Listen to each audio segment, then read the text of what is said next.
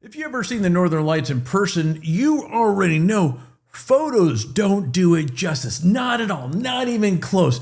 But here's the thing that most people completely mess up on camera. They either overexpose it or they miss focus or end up with blurry mess. So today I'm going to walk you through exactly how to photograph the Aurora properly step by step, because once you get it right, you're not just taking a photo, you're capturing something. Think about this here, that most people will never see in their lifetime. So let's get to it.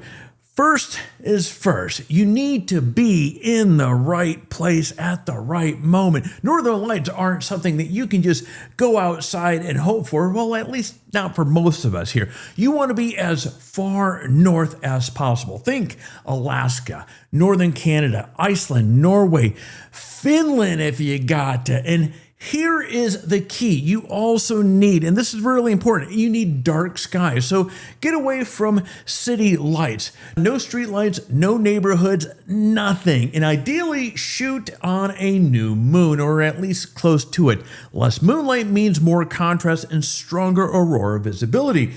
Let's talk about gear, because you don't need anything crazy, but you do need the right basics. First, you need a camera. No surprise there. With manual control, a DSLR, a mirrorless.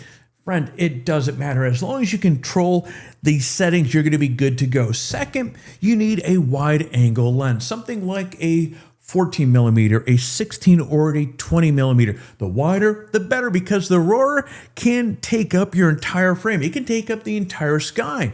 And third, this one is non-negotiable. You need a tripod. If you don't have a tripod, don't even bother. You're shooting long exposures. Hand holding is not going to be an option. It's not happening. Now, let's dial in and talk about the settings, because this is where people tend to get it wrong. Let's start with aperture. In this case, you want to go as wide as possible. So f2.8, f1.8, whatever your lens allows. You need to let in as much light into that sensor as possible. Next, ISO. Start around 1600, 3200, even 6400, depending upon your camera. And yes, depending upon your camera, there may be some noise here, but think about it. I'd rather have a slightly noisy image than no image at all.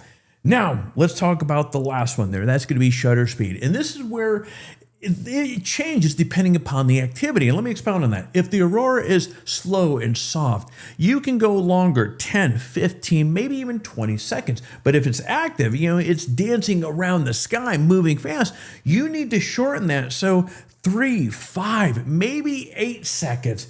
Otherwise, well, you'll blur all the detail right out of it. All right, let's shift lanes and let's talk about focus, because this is where people completely fall apart. You do not rely on autofocus. It will hunt, it will miss, and your shots will be soft. So instead, switch your camera or your lens over to manual focus. Then focus on a distant light, like a star, and lock it in. Or set your lens to infinity and don't trust the markings blindly. Zoom in on your screen, check sharpness, make adjustments as needed, because if your focus is off, nothing else matters. Now, let's make this more than just a sky shot, because anybody can go outside and point their camera up and take a photo.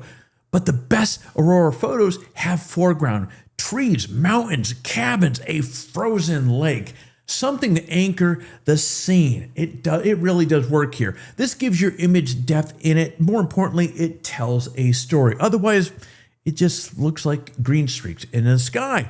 Now, here's a quick, something relatively important. Shoot in RAW, always. This is going to give you as much flexibility when editing, especially with color and exposure. And for white balance, don't overthink it. Set it somewhere around 3500 to 4000K, or just leave it in auto if you're shooting in RAW. You can fine tune that later. And last thing, and this might be most important, most important, okay, you got me?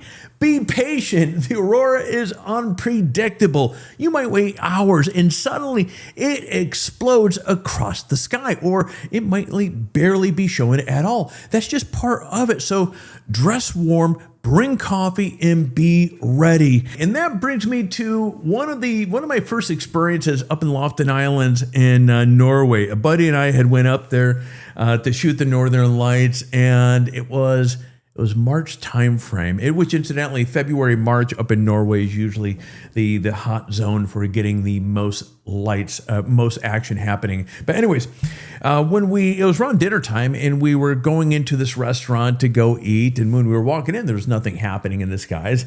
And so we sat down, ordered a beer, and I think the food was coming at this point. And all of a sudden, everybody in the restaurant just got up and left. And with the exception of the waitress that was working the floor there.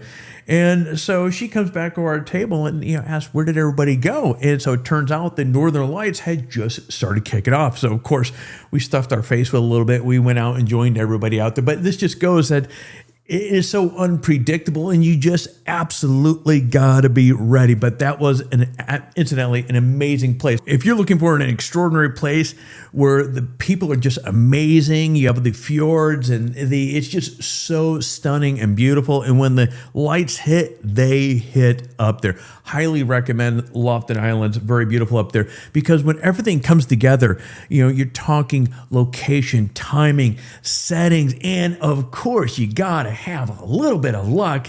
You walk away with images that don't just look good, they feel absolutely unreal. And that's what this is all about. So anyway, friends, that's all I got here for you. If you found this helpful, hit that like button down below, subscribe. And what I will do is I will see you in the next video. And remember, shoot happens, but now you are going to be ready. Friends, see you in the next one.